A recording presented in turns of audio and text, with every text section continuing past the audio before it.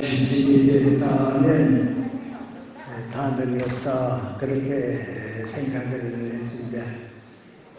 한 30년쯤 전에는 누가 80이 됐다면 이제 늙었구나 그렇게 생각했습니다. 근데 이제 한 10년쯤 지나게 되면 90이 돼야 이제 늙었구나 그렇게 생각하고 또 여러분도 이제 그런 집에 살게 될 겁니다.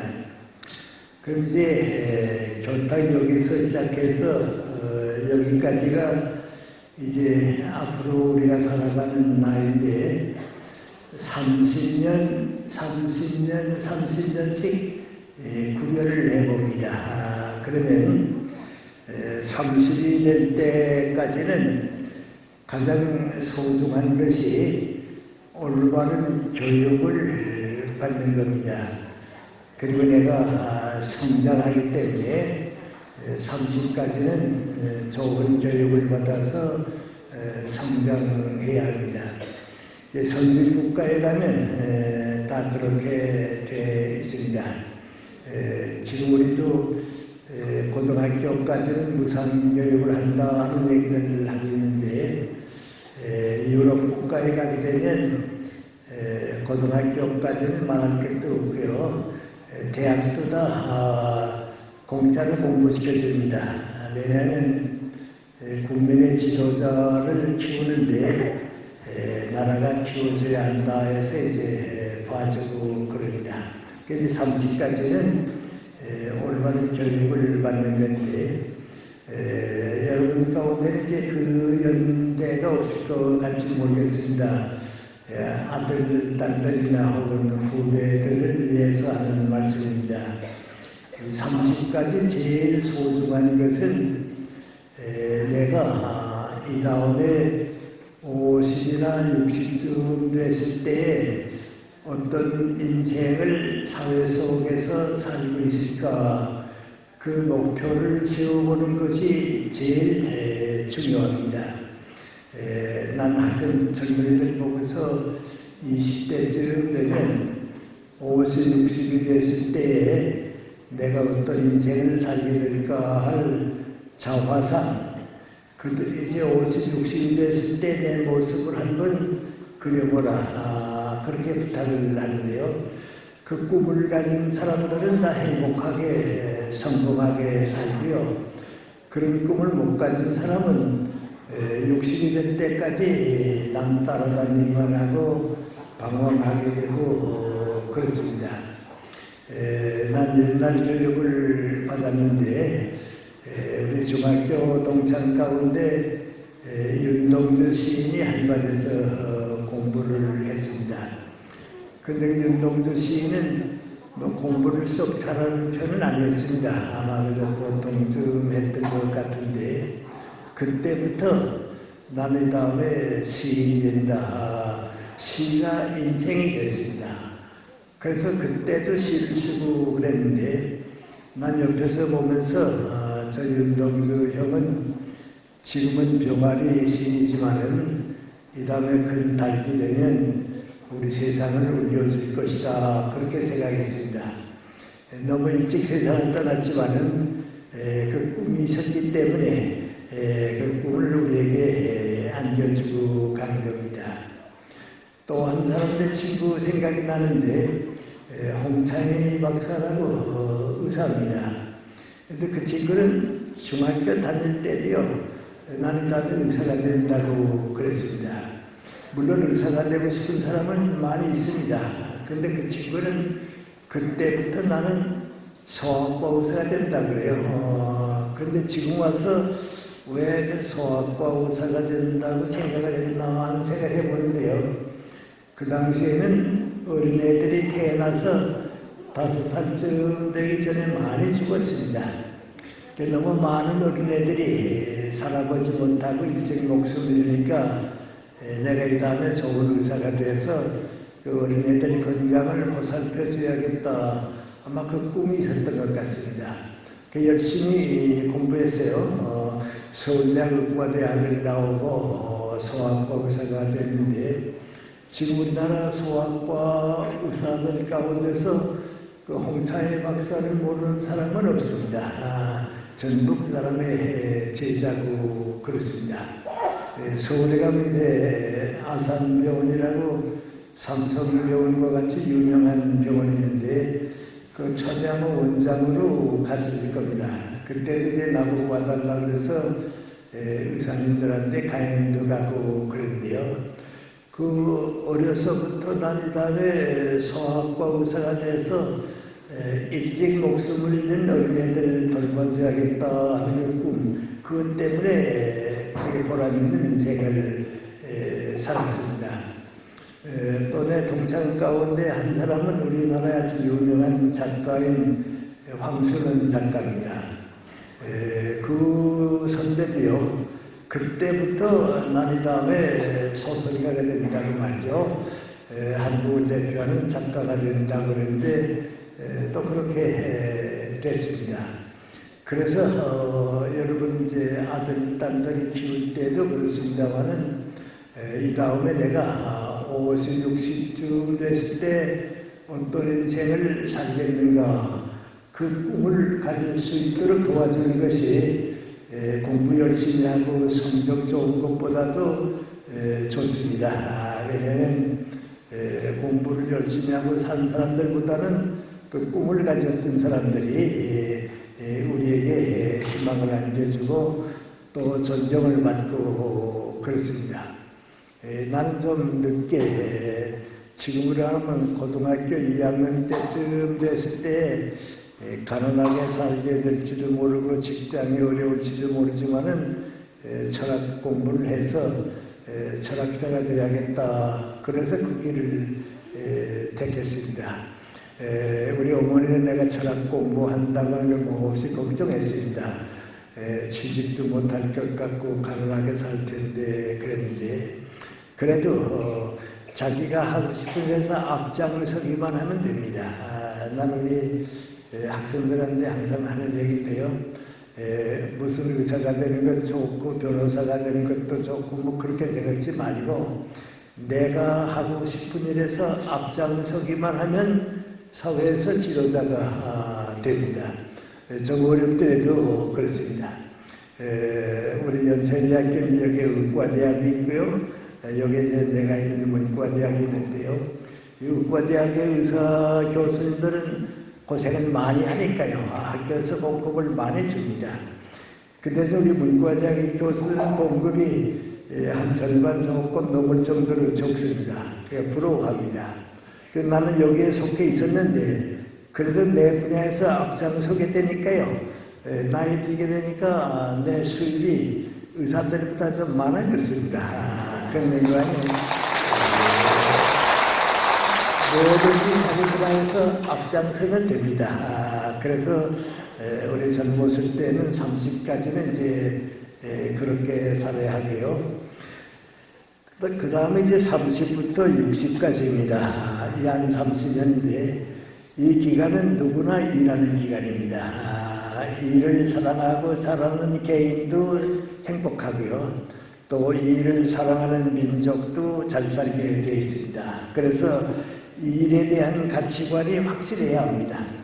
그런 개인과 그런 민족이 이제 복받게 되어 있는데요. 먼저 개인 얘기부터 좀 이제 말씀을 드리겠습니다.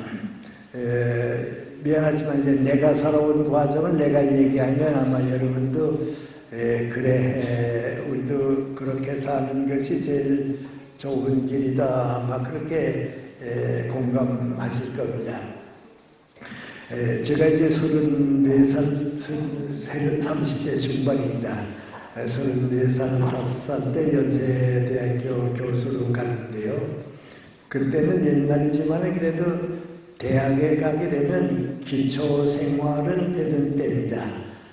뭐 자녀들 교육을 하는 거라든지 먹고 사는 거를 그렇게 크게 걱정 안 하던 때입니다. 그런데 나는 좀 그 환경이 달라서 그때 뭐 없이 가난하게 살았습니다.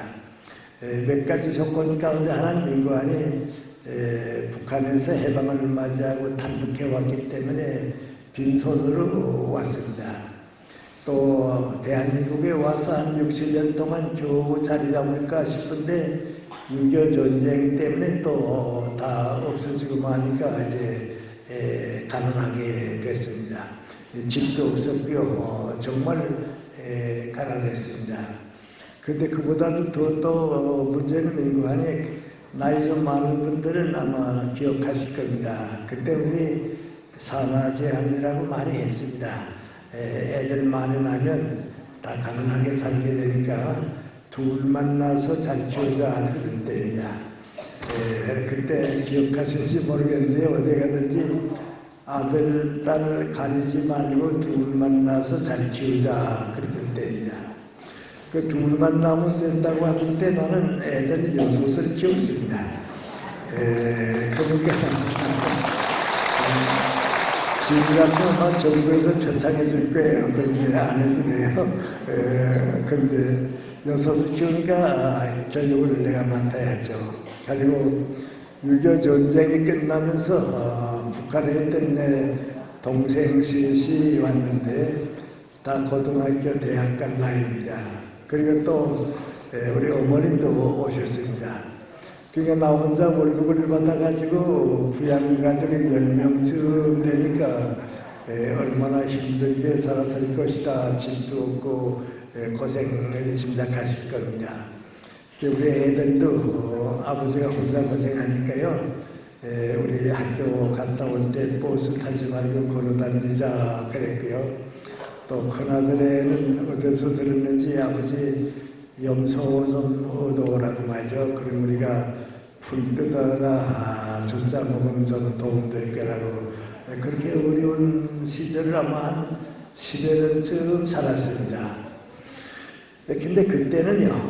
나는 그래서 모든 가난한 사람들이 돈 때문에 고생하는 거, 일하는 거, 그건 그 사람의 권리고 의무입니다. 조건도 잘못이 아닙니다.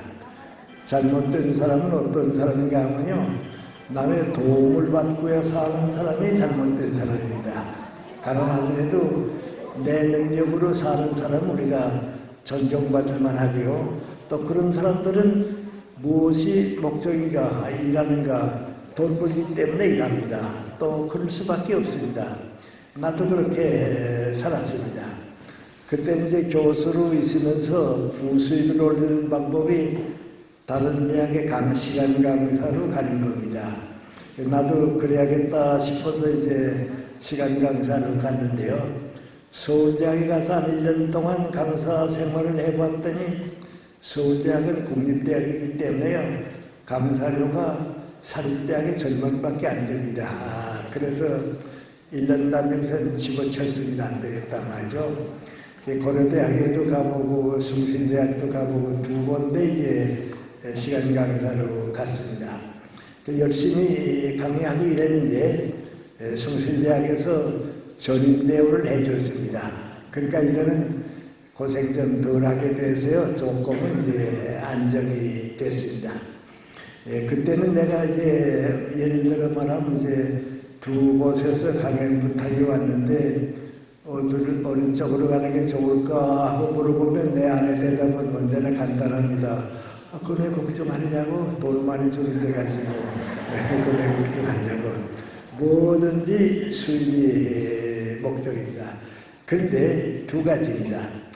가난해서 그렇게 사는 건 올바른 일입니다. 가난한 사람도 남의 도움을 받지 않고 사는 것이 그 인생입니다. 그건 올바른 일인데 개인을 보게 되면 좀 답답합니다. 내가 돈 때문에 내 인생을 다 바치고 마는가 말이죠. 수입 때문에 일하는 이렇게 그 돈의 노예가 되지 않나 그런 걱정을 했습니다. 이제 그렇게 있는데 한번 월요일인가 화요일입니다.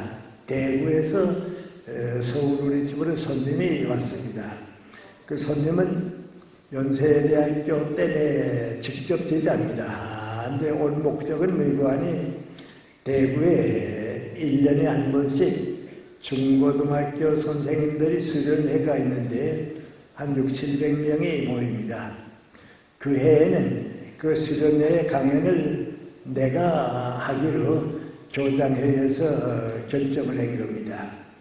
그리고 그 교감 선생이 나한테 왔는데 교감 선생 보고서 당신이 김영석 선생의 직접 제자니까 이번 토요일 오후에 대구 와서 강연 좀 해달라고 부탁해라 가라 그래 온 겁니다. 나한테 지금 청문을 했습니다. 근데 내가 가만 보니까 같은 토요일 오후에 삼성그룹의 사원들한테 강연 시간에 약속이 돼 있었습니다. 그러니까 선약이 있으니까 갈 수가 없죠. 내가 내 제자 보고서 토요일은 내가 삼성그룹에 가서 강연할 일이 있으니까 못 가겠다고 그랬습니다. 그랬더니 내 제자가 몹시 좀 실망하는 표정이에요. 그래서 내가 나보다 더 좋은 강사를 소개해 주면 어떨까 그랬습니다. 그랬더니 내 제자가 그건 제 책임은 아니고요. 저는 선생님 모시가지 못하면 빈손으로 돌아가야죠. 그런 겁니다. 날 믿고 왔다가 빈손으로 돌아가야죠 하는 그 얼굴 표정을 보니까요. 마음이 몹시 좀 민망했습니다. 너무 안 된다. 그래서 내가 속으로는 사실 안 그랬습니다. 속으로는 삼성그룹은 서울시내에 있으니까요. 옛날지만 자동차 다 보내주죠. 강사료도 많이 주죠. 고생하는 때죠. 대구에 가게 되면 하루를 보내야 합니다. 강사료는 삼성그룹에 가는 반도 잘 안 됩니다. 그러니까 안 가고 싶죠. 가고 싶지 않은데 내 제자가 너무 실망하는 표정이 안 됐다 싶어서 내 제자 보고서 좀 기다려보라고 삼성그룹에 내가 연락해보고 허락이 되면 가겠다는 말이죠. 삼성그룹에 이런 사정인데 허락해주면 내가 대구에 갔으면 좋겠다 그랬습니다. 인사부장이 내 전화를 받고서 좀 기다리시라고 말이죠. 한 15분 동안 아마 밑에 사람들하고 의논했겠죠. 우리가 배려해 드릴 테니까 그럼 가보시라고 말이죠. 그래서 토요일날 대구에 갔습니다. 600~700명 되는 내가 교육부 선배니까요. 후배들한테 강연하는 그렇게 보람 있고 기뻐요. 강연 다 끝내고 돈은 적게 받았지만 일이 참 좋았다. 그리고 서울역에 내리니까 벌써 저녁 때가 됐습니다. 버스를 타고 집에 오면서 이제 나 혼자 고민하는 겁니다. 지금까지는 내가 가난하게 살았기 때문에 돈을 위해서 일했다고. 근데 한평생을 다 그렇게 살아버리고 말면 내 인생이 너무 허전하지 않냐고 말이죠. 돈 때문에 인생을 다 바쳐버리고 말면 교육자답지도 못하고 그런 인생을 살고 싶으면 내 인생도 아닌데 뭐가 이제는 어느 정도 생활이 안정됐으니까 내 인생관, 가치관을 바꿔야겠단 말이죠. 그거 바꾸면 뭘로 바꿔야 하느냐. 그래 고민하다가 얻은 결론이 뭔가니 지금까지는 돈을 위해서 일했는데 앞으로는 무슨 일이 더 소중하냐? 돈보다도 어떤 일이 더 소중하냐? 일의 가치를 따져야겠다. 수입이 적더라도 일다운 일을 해야겠다. 그 결론을 얻었습니다. 이제 그렇게 된 것이 대구의 우리 교육자들 위해서 강연 간 것이 돈을 많이 주는 삼성그룹에 갔다 온 것보다는 올바른 선택이었습니다. 앞으로 좀 그렇게 살자 말이죠. 그래서 그런 방향을 정하고서 한 5, 6년, 한 10년쯤 사니까요. 변화가 생겼습니다. 아마 여러분도 아시겠습니다만 돈을 위해서 일한 것은요. 돈과 함께 끝납니다. 돈 벌기 위해서 하는 일은 돈 벌면 걸로 끝납니다. 그런데 일을 위해서 일을 하자 하고 생각을 바꾸니까요. 일이 일을 만들고 그 일이 또 다른 일을 만듭니다. 일에서 일로 가게 됩니다. 그러니까 수입이 자꾸 늘었습니다. 이상하죠? 돈 때문에 일했을 때보다는 일의 가치를 따져서 일하니까 점점 더 수입이 늘었습니다. 나는 책을 좀 많이 쓰는 편인데요. 책도 그렇습니다.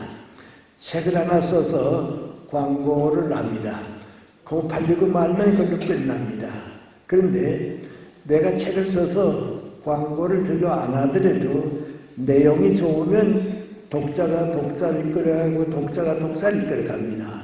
그러니까 오히려 수입이 많아집니다. 인생도 그렇습니다. 아마 여러분 가운데 사업을 하시는 분이 알겠습니다마는 돈 벌기 위해서 사업한 사람보다는요, 이 일을 위해서 일한 사람이 수입이 많습니다. 사업에서 성공하게 되었습니다. 그래 그 단계를 넘어가니까 이제는 일을 사랑하게 됐습니다. 그래 행복하고요, 일의 보람을 느끼고, 그래 몇십 년 사니까 80쯤 됐습니다. 80쯤 되니까요 또 조금 철이 들었습니다. 그건 뭡니까? 모든 일에는 목적이 있습니다. 목적이 없는 일은 없습니다. 근데 돈이 목적이 아닌 건 알았습니다. 근데 모든 일의 목적인데 그 목적은 무엇인가 이상하게 돼요. 무슨 일을 하든지 다 다른 일을 하긴 하는데 목적은 똑같습니다. 그 똑같은 목적은 맹구하니 내가 그 일을 함으로써 그 사람들이 좀 더 행복하고 인간답게 살기 위해서 도와주는 겁니다. 여러분 하늘은 다 다르지만요, 목적은 맹구하니 내가 그 일을 함으로써 좀 더 많은 사람들이 행복하게 살 수 있도록 도와주는 거, 그게 목적입니다. 정치도 그렇습니다. 기업을 하는 것도 그렇습니다. 교육도 그렇습니다. 종교도 그렇습니다. 뭐든지 우리가 일하는 것은 더 많은 사람이 행복하게 살기 위해서 도와주는 겁니다. 80쯤 돼서 그런 생각을 하게 되니까요, 이전 좀 내 인생이 달라졌습니다. 전에는 돈 때문에 일했는데요, 이제 돈을 좀 써도 내가 비용을 내더라도 그건 내가 가서 도와줘야겠다 말이죠. 그건 다른 사람이 가는 것보다는 내가 가야겠다. 그 내가 돈을 내면서도 가게 됩니다. 왜냐하면 그 일의 목적이니까 그렇습니다. 그렇게 얼마 살고 나니까요 행복해집니다. 나도 이제는 인간답게 산다 말이죠. 일을 일답게 할 수 있고 존경도 받고요, 고맙다는 인사도 받고요, 이젠 된다 말이죠. 그렇습니다. 재작년에 내가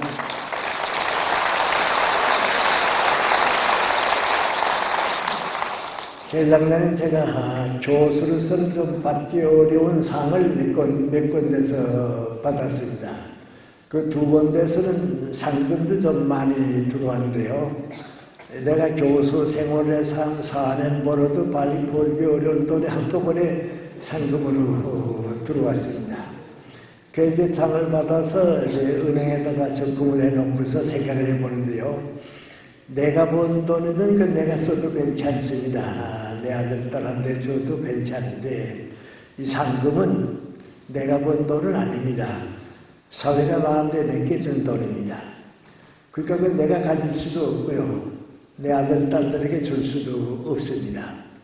그 상을 받아서 이제 은행에 놓고서 가만히 생각해 보니까요, 나이도 많고 내가 할 일도 지금 많이 있는데 저 돈 때문에 또 시간 잡고 빼앗기면 안 되겠다 말이죠.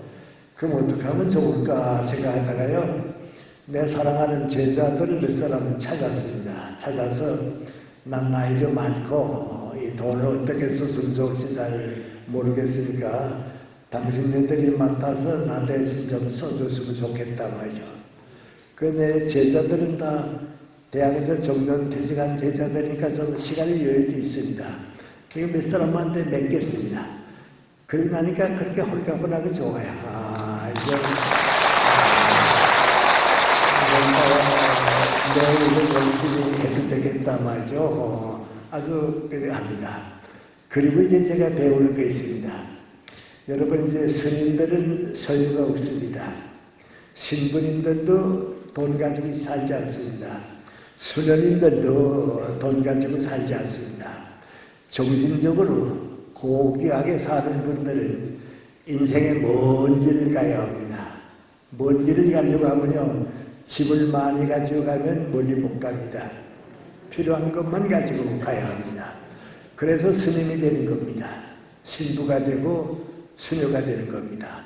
나도 그렇게는 못 되지만 내 인생 멀리까지 가려고 하면 필요 없는 돈을 가지고 가는 것은 나한테 도움이 되지 않습니다. 여러분, 등산하는 사람들은요, 꼭 필요한 것만 가지고 갑니다. 무거운 짐을 가지고 높은 산에 등산하다가는 실수하고 죽을 수도 있습니다. 성공을 못합니다. 그 인생입니다. 그래서 여러분 기억하시겠습니다마는 불가에서는 뭐라 그러지 않습니까? 인간은 누구나 빈손으로 왔다가 빈손으로 간다 그랬습니다. 그리고 빈손으로 왔다가 빈손으로 간 사람은 뭡니까? 돈이나 권력이나 명예나 소유가 목적이어서 사는 사람, 뭐 가지고 싶어서 사는 사람들, 이 사람들은 누구나 다 빈손으로 가게 되었습니다. 나도 가난할 때는 그렇게 살았습니다. 근데 여유가 생긴다면 달라졌습니다. 나를 위해서는 적게 가지고 될 수 있는 많이 주는 사람이 인생 귀하게 사는 겁니다. 우리 모두가 부자가 되기를 원합니다. 다 부자가 되기를 원하는데요. 내가 보기에는요, 많이 가진 사람이 부자는 아닙니다. 많이 주고 가는 사람이 부자입니다. 그걸 깨닫는 데는요, 긴 세월이 지나기도 합니다. 미국의 카네기라고 하는 유명한 부자가 있었죠. 세계에서 그 당시에 아마 제일 부자였겠죠. 그 사람이 한 말이 있습니다. 내가 제일 부끄러운 얘기가 말이 하나 있는데, 카네기는 부자였다. 그 얘기 듣는 것이 제일 부끄럽다는 거죠. 왜요? 그건 돈의 노예가 된 사람이거든요. 그럼 어떤 사람이 되길 원하는가? 카네기는 우리에게 많은 것을 주고 갔다. 그게 내가 얻고 싶은 뜻이 아니었습니다. 그게 경제관입니다. 그게 경제관. 그래서 우리는요, 돈에 대한 욕심이나 권력이나 소유의 노예가 되는 사람은 빈손으로 왔다가 빈손으로 갑니다. 근데 또 우리 기독교 얘기를 들어보면요, 저는 교회 다닙니다만 예수님은 전부 아주 지혜롭게 가르쳐 줬습니다. 뭐라 그랬습니까? 무엇을 먹을까, 무엇을 마실까, 무엇을 입을까, 그거 다 필요한 거라고. 다 필요하지만은 그것이 인생의 전부라고 생각하면, 그것이 인생의 목적이라고 생각하면 빈손으로 간다. 그런 인생 살지 말아라 하고 가르쳤습니다. 그게 우리 개인의 경제관입니다. 올바른 경제를 가지고 사는 사람들 다 이제 그렇게 살게 되어 있습니다. 그런데 한 나라가 복받는 것, 한 사회가 복받는 것도 마찬가지입니다. 제가 이제 20살이 되면서 일본에 대학 공부를 위해서 갔습니다. 가서 한 4, 5년 동안 살았는데요. 그때 일본 가서 한 4, 5년 동안 살면서요, 정말 느낀 것이 있습니다. 저렇게 열심히 일하는 일본 민족이 게으른 우리 민족을 지배하고 살았구나 봅니다. 그 당시에는 너무 게을렀습니다. 정말 게을렀습니다. 그 게으름을 극복하고 일을 사랑하는 민족이 되기 전에는 독립도 없고요, 절대 빈곤에서도 벗어날 수가 없습니다. 그때부터 내가 가진 꿈이 하나 있는데 뭔가 아니, 어떻게 하면 우리 민족도 일본 사람들만큼 좀 열심히 일을 사랑하는 민족이 될 수 있을까, 그 생각했습니다. 그리고 한 20년 지나서 40대가 되면서요, 미국에 가보고 구라파에 가봤습니다. 그건 또 일본하고는 또 다르습니다. 일본 사람들은 열심히 일해서 내가 잘 살면 된다고 생각하는데, 그 사람들은 우리 모두가 열심히 일해서 일의 가치를 창출해서 사회가 함께 가지는 사회, 나누어 가지는 사회입니다. 그런 내 생각에요, 미국 경제가 일본 경제보다 100년은 앞섰다. 일본 경제가 우리 경제보다는 또 100년은 앞섰다. 그럼 가장 중요한 건 뭔가, 언제쯤 한번 우리 민족도 정말 마음으로부터 일을 사랑하는 민족이 됐으면 좋겠다. 그게 꿈이었습니다. 근데 미국 같은 데 가보게 되면요, 백인 가정들이 전부 그렇게 삽니다. 난 이제 애들 아까 6을 키웠다고 그랬는데요, 서울에는 아들 누구라고 딸 하나 하고 살고요, 딸 셋이 미국 삽니다. 그 셋째 딸이 이제 미국 삽니다. 텍사스라고 하는 지역인데 대단히 덥습니다. 아실 분은 아는데요. 얼마나 더운가 하면요. 영하가 아니고 영상 2도, 3도가 되면요. 춥다고 초등학교 학교 못 닫습니다. 너무 추우니까 쉬라고 말이죠. 그 정도로 좀 더운 곳입니다. 근데 내 딸 집에 여름방학에 가서 있는데요.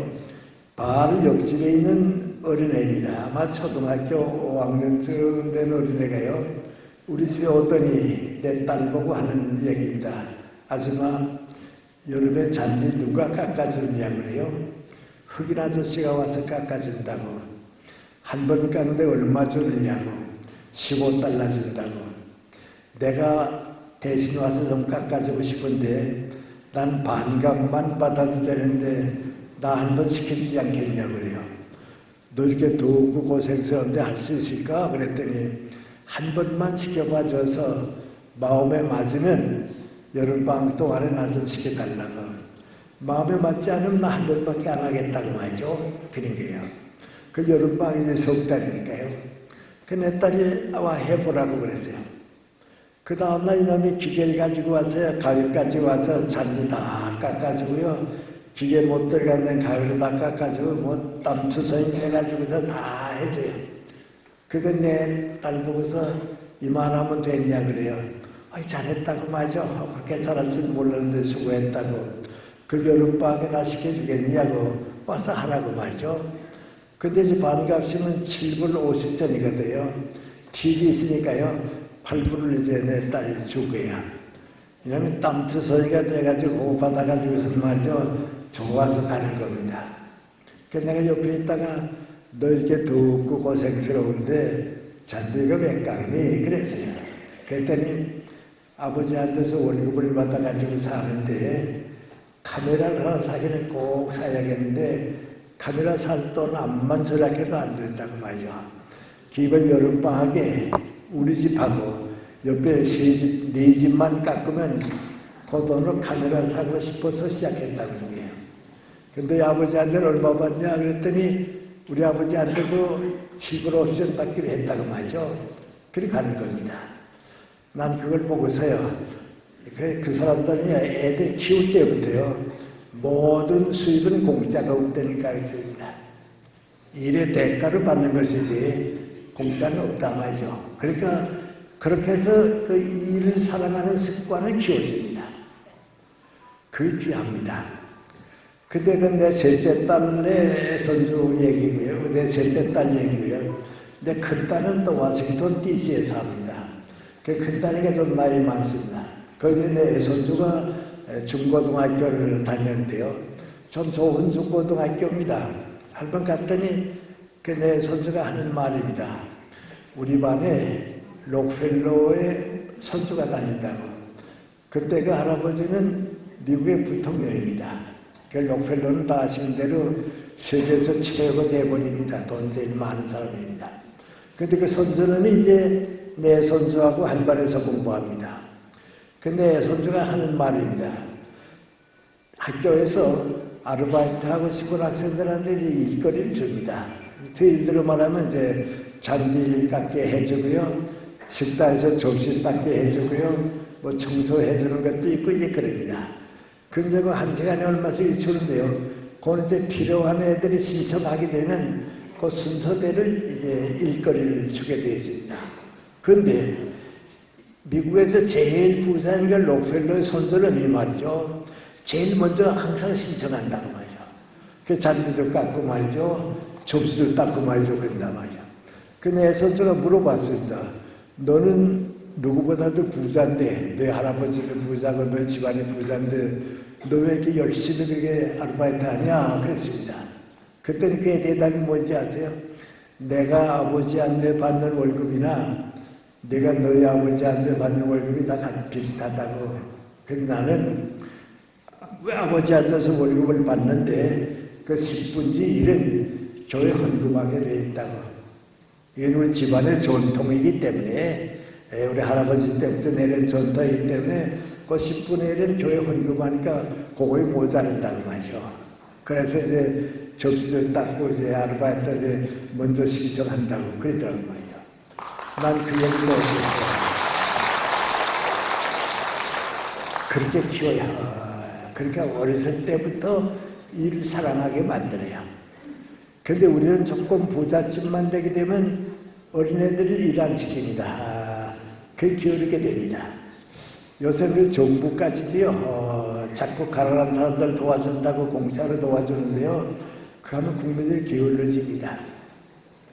그러면 절대 빈곤에서 벗어나지 못합니다. 여러분들 여러 나라를 달려봐야 하는데요, 석유가 펑펑 쏟아졌기 때문에 국민 소득하고 평균하게 되면 우리보다 몇 배나 잘 사는 사람들이 다 가난합니다. 베네수엘라도 요새 나라가 무너져가고 가난해서 무너져가는데요, 석유가 그렇게 많이 나옵니다. 그런데도 가난합니다. 왜요? 공짜로 살아버릇하면요, 사람들이 일을 안 합니다. 일을 안 하는 사람은 잘 살게 되는 법이 없습니다. 가난해도 일을 사랑해야 됩니다. 그래서 우리 국가의 장래를 위해서요, 전부 일을 사랑하는 국민이 되어야 합니다. 나는 언제 한번 우리 국민도 일을 사랑하는 때가 왔으면 좋겠다 하고 생각했는데요, 그때가 왔습니다. 지나갔습니다. 아마 여러분 잘 기억 못하실 거예요. 예를 하나 들어 말씀드릴까요? 서울대학 사회학과가 있는데요, 김경동 교수님이 이제 주임 교수가 되고 그렇습니다. 그분이 중심되어 가지고 우리 한국 사람들의 의식 구조를 조사합니다. 이건 국민 의식의 변화이기 때문에 10년에 한 번쯤 하게 되어 있습니다. 그래서 10년에 조사하고 또 10년 있다 같은 걸 조사하고 또 10년 있다 같은 걸 조사하는데요, 1981년입니다. 1981년에 조사했는데 거기에 나오는 항목이 하나 뭐인 거 아니, 당신이 먹을 것이 있고 생활이 안정돼도 일은 하겠느냐, 그 항목이 있습니다. 그런데 그 조사 결과를 보니까요, 100명 가운데 86명이 나 먹을 거 있고 생활이 안정돼도 일하겠다고 그랬습니다. 난 그때 그거 보고서요, 이젠 됐다 말이죠. 이젠 절대 빈곤에선 벗어날 거고, 이 일을 사랑하는 마음이 계속만 되면 한국 경제는 희망이 있다, 그렇게 생각했습니다. 그때 우리 사회가 달라졌습니다. 일을 사랑하게 됐습니다. 그런데 우리는 그거 몰랐습니다. 그런 변화가 오는 걸 모르고 있었는데 다른 나라 사람들이 보고서 인정해 줬습니다. 여러분은 지금 우리가 어느 정도 경제 올라갔다 하는 생각을 못하고 있는데요, 애국 사람들이 우리 칭찬해 줍니다. 무슨 칭찬하는지 아십니까? 2차 세계대전 이후에 기적적으로 경제가 올라간 나라가 네 나라가 있다고 봅니다. 첫째가 된 거 아니, 2차 대전 때 다 파괴됐던 서독입니다. 서독은 지금 미국 다음입니다. 그 다음에 두 번째는 된 거 아니, 일본입니다. 2차 대전 때 일본이 얼마나 파괴되는지 모릅니다. 근데 거기서 일어나가지고서 지금 독일과 마찬가지로 미국 다음으로 올라갔습니다. 내가 한번 일본 갔다가요, 자민당 정책실장을 만났습니다. 오래전입니다. 그때 그가 나한테 하는 말입니다.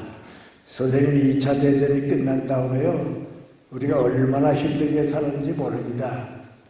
저는 동경에서 얼마 좀 떨어진 곳에 살았는데 교통편이 없어서 월요일에 출근해가지고서는 토요일에 퇴근하고, 다음 월요일에 출근해서는 토요일에 퇴근했다가, 그럼 잠자는 건 어떻게 했어요? 그랬더니 모포 갖다 깔아놓고서는 책상 위에서 자고 또 일하고 또 거기서 일했다고 말이야. 그래서 솔직히 나보고 얘기했냐면 그 안에 쌀밥을 못 먹었다고 말이야. 밀가루 먹고 살고 말이죠.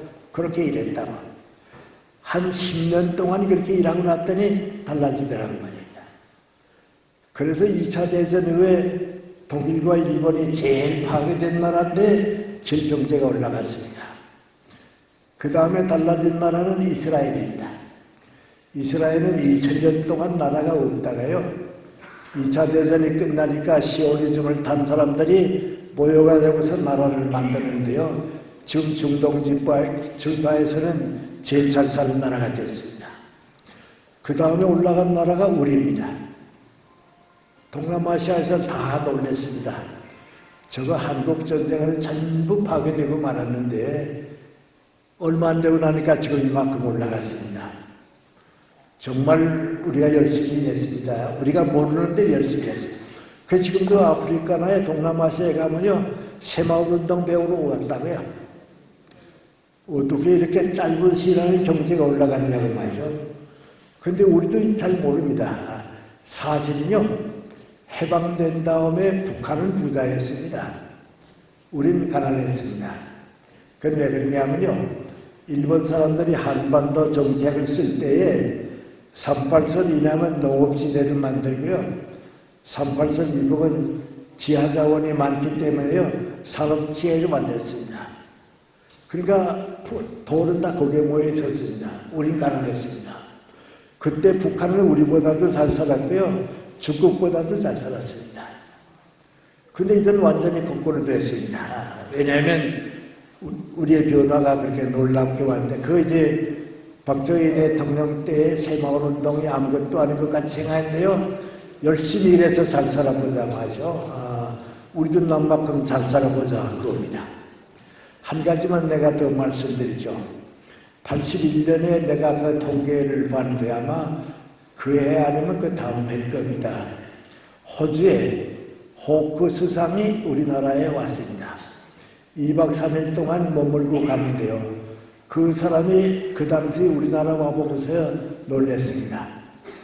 한국 사람들은 여기 사랑할 줄을 몰랐다고 말이죠. 그리고 호주에 돌아가서 한국 칭찬을 여러 번 했습니다.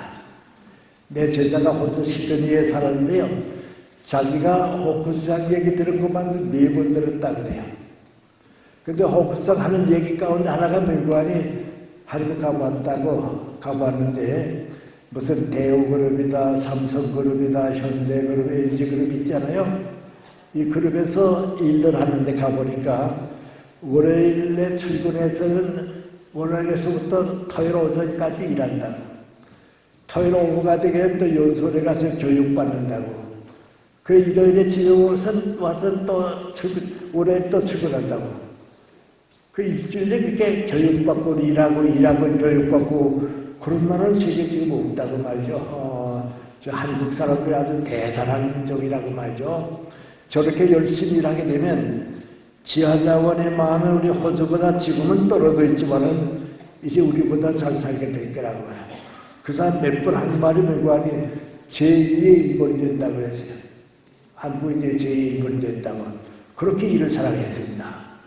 근데 그 왜 그런 얘기 했을까 여러분 좀 이상한데요. 그 당시 호주에서는요, 내가 회사의 사장인데 이번 토요일 오후 2시에서 4시까지 교육받자 그러면 그 사람들은 뭐라 합니까? 2시간 동안에 돈을 받으냐고 물어봅니다. 근데 2시간 빼앗기는데 돈 받아야 할 거 아니냐고 말이죠. 4시간, 2시간 왜 회사에 바치냐고 말이죠. 어림없습니다. 근데 우리 그때 어땠습니까? 일하고 배우며 공부하고 또 일하며 그래서 말이죠. 그게 오늘이 왔습니다. 그 요새 우리 좀 경제가 잘 어울리지 않으니까 말이죠. 나라에서 가난한 사람들 많이 도와주는데요. 공짜를 좋아하기 시작하면 다시 떨어집니다. 공짜를 주려고 해도 나는 안 받는다고 하는 나라가 돼야 국가가 됩니다. 그 캐나다 사람들 보세요. 내 친구가 하나 캐나다에 사는데요. 나 만나더니 그래요. 그 친구는 이제 좀 나하고 가까우니까 하는 말인데요. 선생님 나는요. 한국에서 교회 다닐 때 11조 헌금을 바쳤지만은 세금은 안 내려고 그랬습니다. 근데 캐나다 와서 살아보니까요. 교회 헌금은 안 해도 세금은 열심히 냅니다. 그래요. 왜 그러냐 그랬더니 캐나다 정부가 국민들 위해서 그렇게 잘해주는데 내가 세금 내면 나한테는 다 온다고 말이죠. 그래서 저는 세금 열심히 냅니다. 그래요. 근데 캐나다에 가보면 뭐고 하니 이것이 공짜라고 생각하게 되면 누구도 안 합니다. 공산 받아버릇하면 나라가 길어지니까 안 합니다. 캐나다가 얼마나 살기 좋은 나라인가, 모든 선진 국가가 다 잘 삽니다. 우리도 이제 그렇게 돼야 합니다. 그 내 친구가 하는 얘기입니다. 캐나다 이제 제일 큰 도시가 토론토인데요. 거기 한국 사람들이 많이 삽니다. 내 친구도 거기에 살던 때인데 LA의 딸 집에 미국에 왔다가 심장병이 됐습니다. 병원에 갔더니 의사가 치료받아야겠다고 하죠. 그러니까 내 친구가 의사 보고서 나는 캐나다 시민이기 때문에 캐나다 가면 공짜